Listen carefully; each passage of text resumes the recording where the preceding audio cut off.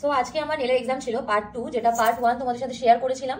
তো এটা part 2 exam, আর এই কাজটা আমার একটা স্টুডেন্ট করেছে। আমি ক্লোজ থেকে দেখাচ্ছি প্রত্যেকটা কাজ। একটু নেলের মানে হাতের পোস্টটা একটু চেঞ্জ করো। এই হচ্ছে কাজটা, খুব সুন্দর হয়েছে পুরো কাজটা। আচ্ছা, কাজটা করেছে শিবাঙ্গী। বলো কোথা থেকে আসছো? আমি বারুইপুর থেকে আসছি। আর কেমন লাগলো ক্লাস করে? খুব ভালো লেগেছে ক্লাস করে, ম্যাম ভীষণ ধরে ধরে বুঝিয়েছেন। আমি ভীষণ স্যাটিসফাই, মানে এত কি বলবো, নিট অ্যান্ড ক্লিন ভাবে শিখেছি। সত্যি খুব নিট অ্যান্ড ক্লিন কাজ হয়েছে, আর খুব ভালো প্র্যাকটিস হয়েছে। টু জেড আমার এখান থেকেই শেখা, একদম খুব ভালো হয়েছে, খুব সুন্দর কাজ হয়েছে। আর প্রোডাক্ট বলো, কিরকম কি প্রোডাক্ট ছিল? বা প্রোডাক্ট নিয়ে অনেকের অ্যাকচুয়ালি বারবার কোয়ারি থাকে যে কতটা প্রোডাক্ট দেওয়া হয় না হয়, তো সেই রিগার্ডিং একটু বলো যে কিরকম প্রোডাক্ট পেয়েছো প্র্যাকটিসের জন্য। বা সব প্রোডাক্টই আমি এখান থেকে পেয়েছি, যত যা কিছু প্র্যাকটিস করেছি, ইভেন এক্সামও আমি এখানকারই প্রোডাক্ট দিয়ে এক্সাম দিয়েছি। স্যাটিসফাই তো? ভীষণ। আরেকবার দেখিয়ে দিও কাজটা, একটু ক্লোজ হোক। আচ্ছা, এই হচ্ছে ওর কাজটা, আরেকবার দেখিয়ে দিলাম। এটা কিন্তু টোটাল ওদের 11 ডেজের বেসিক টু অ্যাডভান্স যে ডিপ্লোমা ক্লাসটা ছিল সেটাতেই কিন্তু কমপ্লিট করেছে, খুব সুন্দর হয়েছে। ওর ক্লাসে যে প্র্যাকটিস করেছে সেই প্লেটগুলো একটু দেখাচ্ছি। এগুলো হচ্ছে ওর ক্লাস প্র্যাকটিস। আচ্ছা দাও,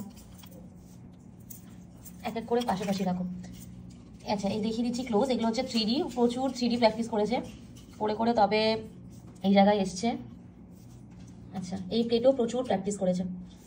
প্রপার প্র্যাকটিস পেয়েছো তো? হ্যাঁ, প্রপার প্র্যাকটিস। ও আমার মনে হয় লাস্ট ডেটে আমরা একটা প্র্যাকটিস ক্লাসের জন্য আলাদা ক্লাস করেছিলাম। একদম বলেছিল ম্যাম একটা প্র্যাকটিস ক্লাস দরকার, তো সেই জায়গায় দাঁড়িয়ে ওরা কিন্তু এসে সেদিনকে একটা প্র্যাকটিস ক্লাসও নিয়েছিল, এবং প্রত্যেকদিন 3D প্র্যাকটিস করে করে কিন্তু আজকে এই জায়গায় দাঁড়িয়েছে। আমি ক্লোজলি প্লেটগুলো দেখালাম।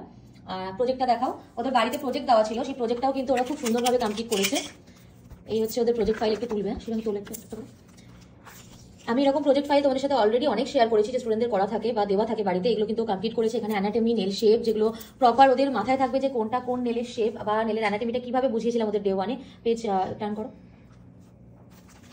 আচ্ছা, এখানে হচ্ছে থিওরি টোটাল করো। ওকে, এখান থেকে আর্ট শুরু। ওদেরকে বলেছিলাম যে আর্টে তুমি থিওরি লিখবে, সেই আর্টগুলো প্রপার এখানে করে করে তোমরা অ্যাটাচ করবে। এখানে ক্রোমে নেলের ওপরে 3-4টে ও ডেমো করেছে, করে এখানে ক্রোমের টোটাল অ্যাপ্লিকেশন লিখেছে।